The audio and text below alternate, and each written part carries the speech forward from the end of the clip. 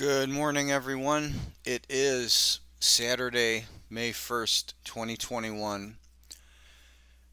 What you see on the screen is the Astro Excel calculator. This calculator comes with the Perfect Storm booking software package. I want to give you the monthly forecast ahead. So you can take a look at the green line, which would be the major trend here.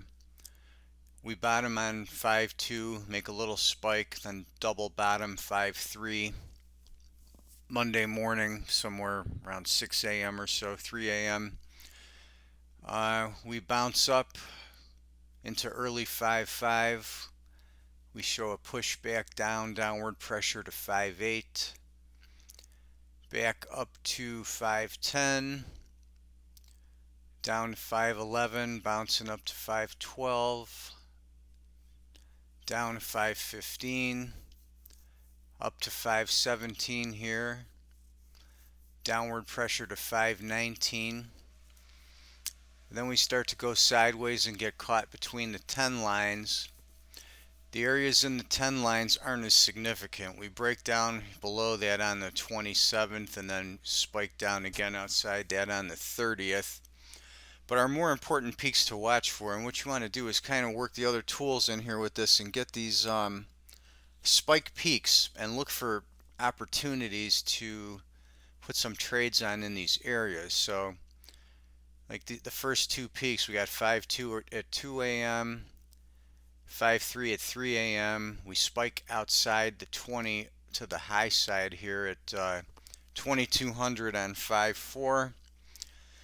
The next down peak on 5.8's inside the 10 line.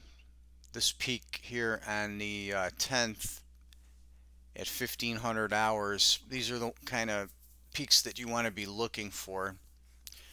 Then you can break this down and look at the smaller picture and use the tighter version of this tool and our other tools to help you to line up these swing